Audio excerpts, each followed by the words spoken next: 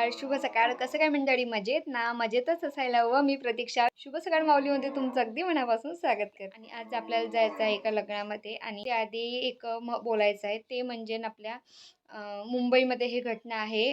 अक्षता म्हात्रे हिचं दुःखद अशी घटना आहे आणि ती आता आपल्यामध्ये नाही आहे. मुंबईची घटना आहे आणि ती तिच्या सासरी काही वाद असेल, हळू तो वाढत जाते. प्रत्येकाच्याच घरामध्ये असते. पण कोणाकडे कमी असते, कोणी हँडल करते, कोणी नाही करत आणि प्रत्येकाच्या घरामधला वाद वाद हा वाढतो. तर तिच्यासोबत काय झालं हे देव जाणे आणि आपण कोणाशी नाही करू शकत. खूप आणि कोणी असं डिसिजन घेते हां, मग तिला त्रास होता, तिनं असं करायला पाहिजे. तिला असं करायचं होतं, तिने तसं करायला पाहिजे.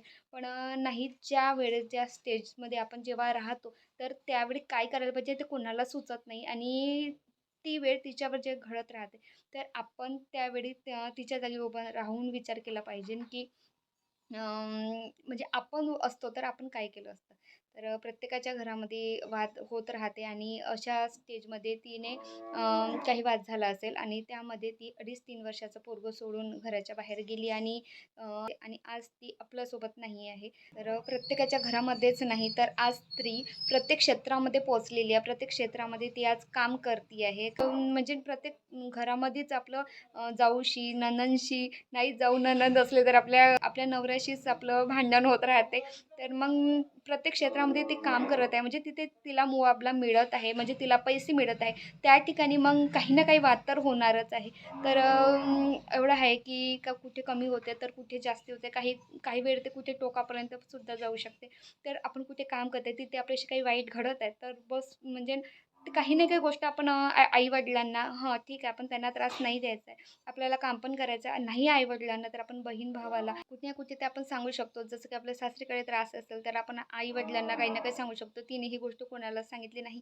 नक्की तिच्याशी काय घडलं हे तिच्या आई-वडिलांनाही नाही माहिती आणि तिच्या सासू-सासऱ्यांना पण माहिती नाही. आपण जर काही ना काही आपल्या भावांना, बहिणीला काही ना काही सांगत असलं तर म्हणजे समोर जाऊन काय आपली हेल्प होणार आहे ते आपल्याला सुद्धा माहिती राहत नाही.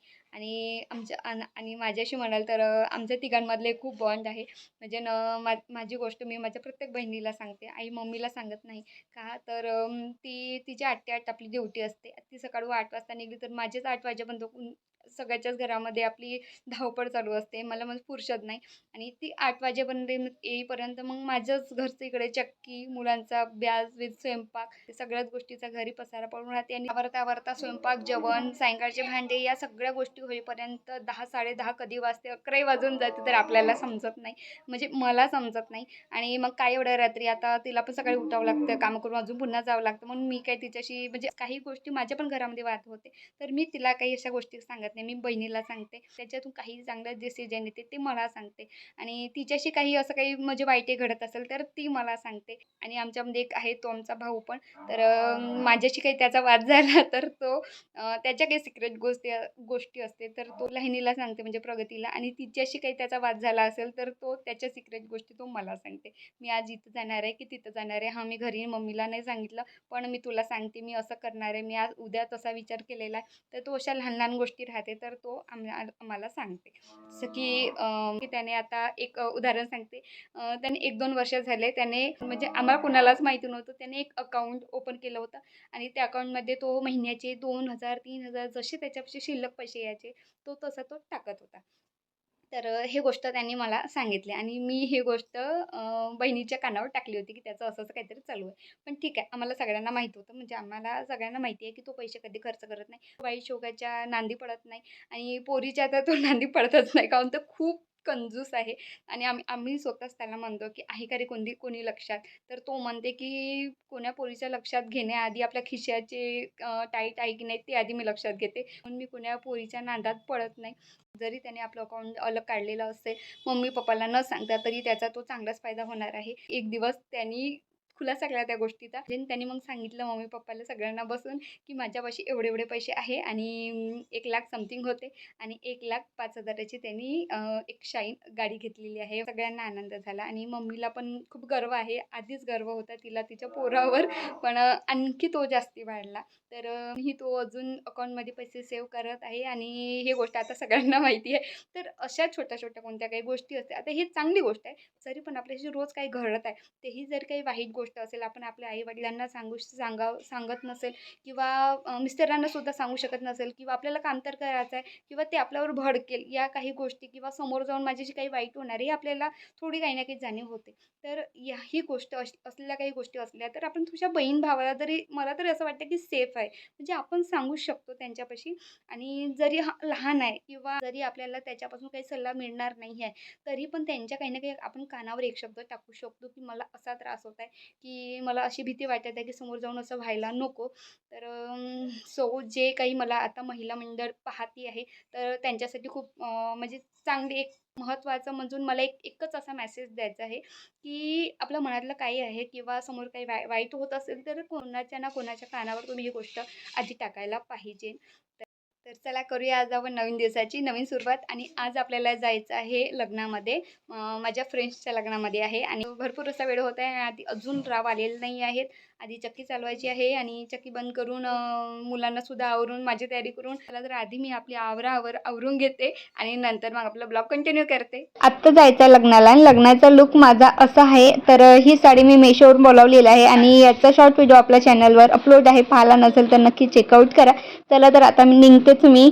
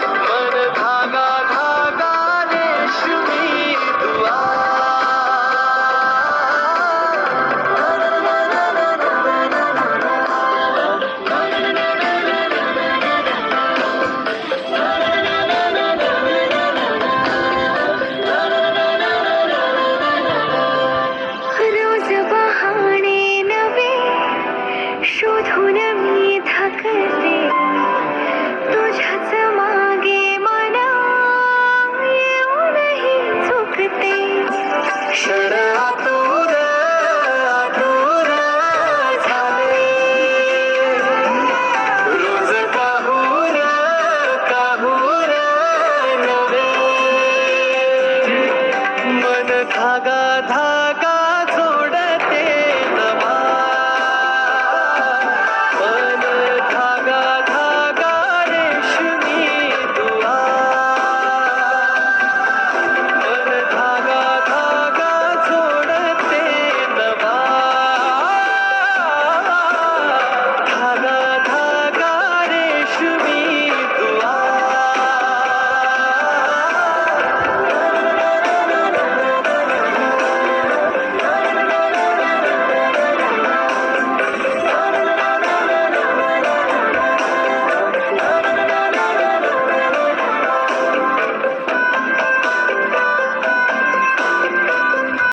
नवा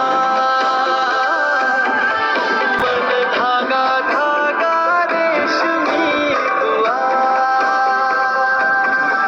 मन धागा धागा जोडते नवा मन धागा हाय बाय बाय आता चाललो बाय दोघीची पण मग पडली चाललो आम्ही चला नकली हँगली झाली. आम्ही घरी आलो आणि घरी आल्यानंतर खूप थकल्यासारखं होत आहे कारण खूप भरपूर वेळ झाला आणि खूप छान लग्न झालं. तर चला याच नोटवर आजचा व्हिडिओ थांबवते. व्हिडिओ आवडला असेल तर नक्की व्हिडिओला लाईक शेअर कमेंट नक्की करा. Thanks to for watching my video. Bye.